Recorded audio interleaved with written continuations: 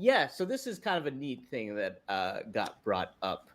Um, Jake the Snake on his podcast happened to say that one of his favorite heels of all time was somebody we talked about a couple weeks ago, was Pat Tanaka's dad. Oh, I can't remember. I screenshotted the name, but I forgot to put it up. If I can pull it up real quick. not Toru Tanaka, was it? No, it wasn't. Let me take a look here. Okay, I have it here. Duke Kiyomuka.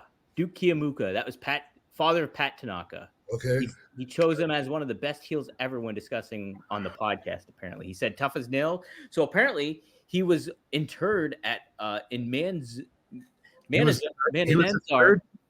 He was interred A turd. in not a turd, not a turd, interred at a concentration camp during World War II. Holy Apparently, fuck. so Okay. yeah. So he was not in Germany. I think somewhere in the States. If I'm not, Manadazar, wherever I that didn't is. know that. Yeah, how about that? But it led me to think about this. I'd imagine the Sheik is probably one, but who really defined like a great heel to you?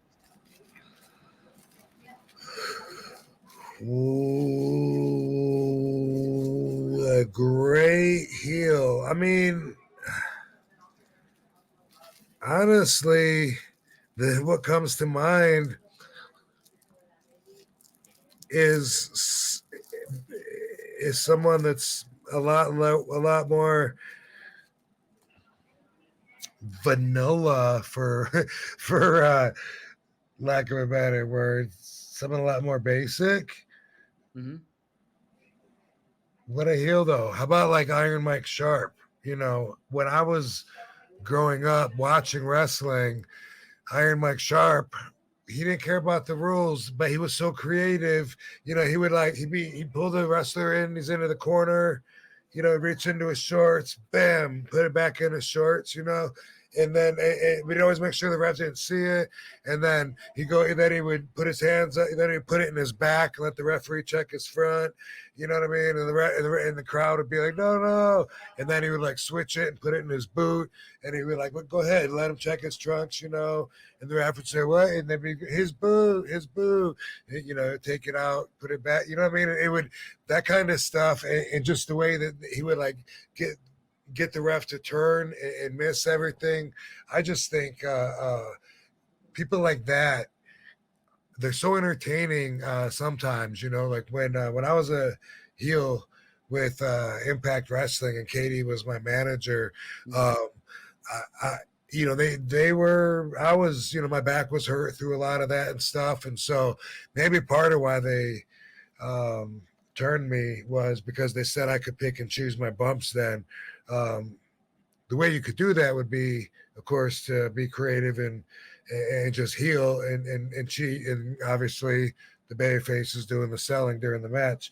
But I wish that I had enough time spent being a heel to really master like the Iron Mike Sharp perspective of really just of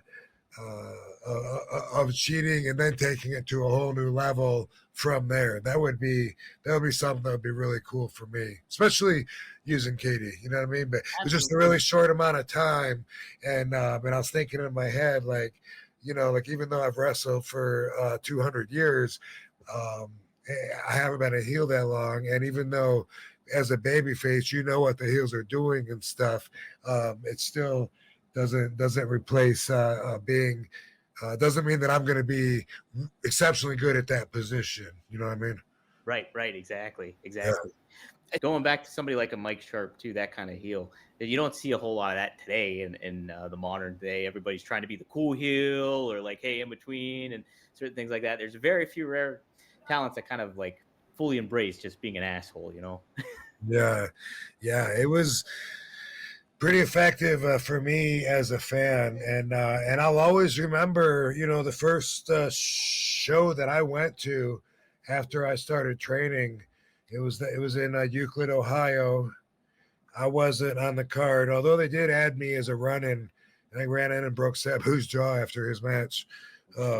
Yeah, but Jerry Lawler was there. Maybe Sheik wrestled Jerry Lawler. Medusa was there. Um, maybe Del Wilkes was there. It was the Mounties, those other Mounties, I think. But Oh, okay. yeah, um, I'll always remember seeing, like as a fly on the wall, Sheik talking to Iron Mike Sharp. Hmm. And I knew Iron Mike Sharp was a jobber, and that was the day of the squash matches, and that's what I grew up on watching. And he was one of the guys that would get beat. I think Young Bundy beat him in like 9 seconds and set the record or something at one point. But anyway, I saw the Sheik talking to him, and he said, he said, Mike, Vince is blind. And that meant a lot to me. The Sheik thought that Vince is missing this opportunity to do something with this guy that he's got working for him. And I thought, wow, like that's amazing. So Sheik has respect for him.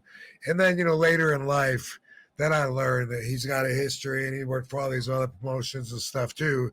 He wasn't just a jobber. He had a whole history and accomplishments, and that's a perspective as a fan that you don't even think about. And they used to hide from you too in WWF. They never let you know there was a past or any other organization. Yeah, that's right. They would kind of cover it up. Hey, when you're with WWE, this is your start. This is who you are.